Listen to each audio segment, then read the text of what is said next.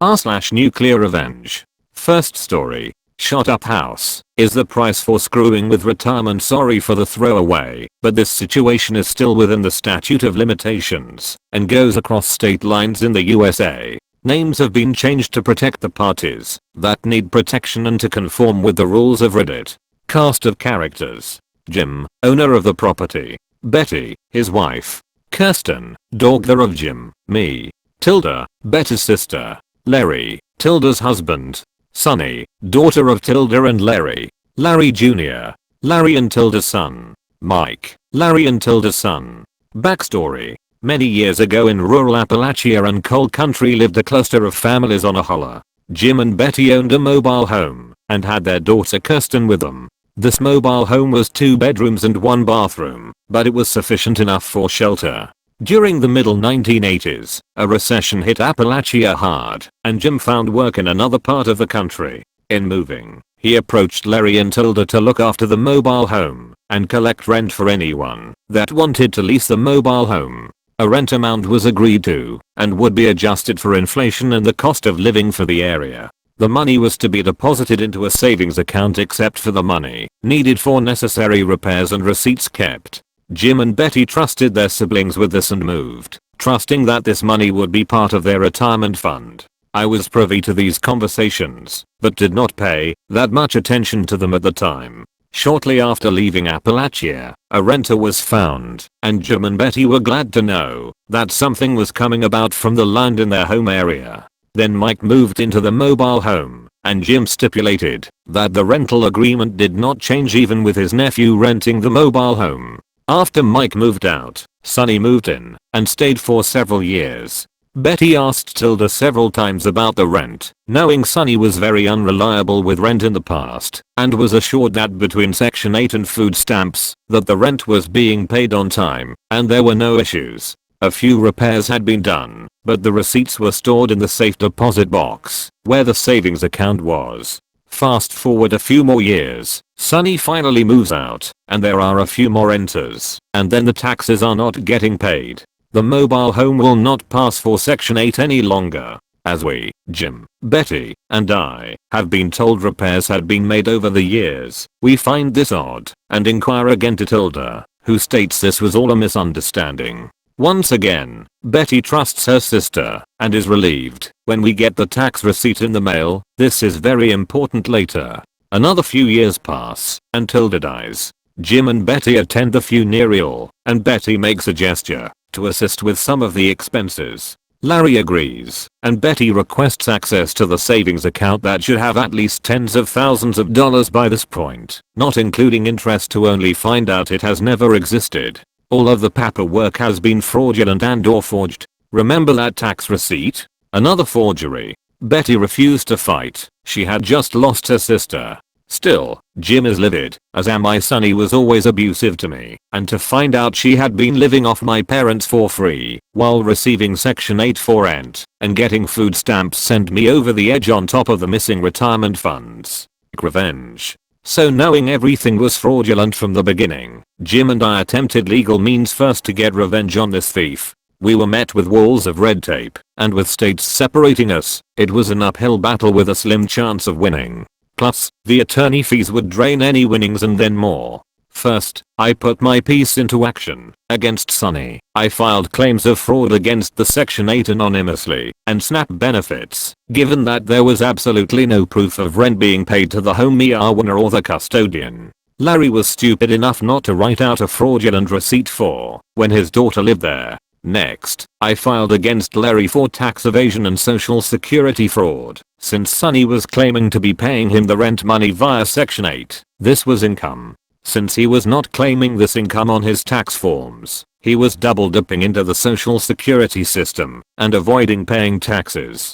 I did the same for the time Mike was paying rent. Although he did not claim government benefits, he just paid rent. The next stage was to notify their local church about the shady dealings with family. Their faith is big on lay ministers and credibility. I told anyone and everyone I could from the church directory about what had happened. I even showed the fake tax receipt. The last bit was the most nefarious. After ensuring that Larry was visiting Sunny and the house he owned was empty, A rented car was used, and while Betty drove, Jim used a .22 rifle to shoot holes in the roof, the air compressor, the garage doors, and anything that was laying in the yard and not immediately noticeable. We wanted the burn to last, so no windows were shot out or anything evident from the start showed. Aftermath. Sunny is now being investigated for multiple charges or fraud. Her side business has been closed due to the sweeping allegations that money will not be allocated as intended. Her applications for small business loans and COVID funds have been denied. Criminal charges are being whispered, but I do not think anything will come about with that portion. Larry has been found guilty of overpayment by the Social Security Administration and no longer receives benefits. He now lives with Sunny and no longer has his truck, camper, boat, or ATVs. Unfortunately, once again, criminal charges are not pending. Larry Jr. has moved into the old home that was shot up. The roof had several places where hail or other debris punched through and made it leak. The siding had similar damage. Some of the bullets, and they finally figured out what it was, pierced some of the old PVC/plastic plumbing. He has spent a fortune fixing the roof, plumbing, and siding where a lot of little holes were. I do not know if he has tried the AC yet, and I will be delighted to find out if it malfunctions as severely as I hope. TL. Doctor, Uncle steals parents' retirement fund and benefits his kids. We report to authorities and leave him in massive debt and a shot up home. Second story. Kill 3 kittens and a cat. Prepare to have your life ruined, throw away for obvious reasons. So first, a bit of backstory. My wife and I live in a small town near the outskirts, i.e. it's all houses and no flats there. This will be very important later on. We also had a retired neighbor. Well, just call her Karen. Now Karen, we found out, had a bit of a history.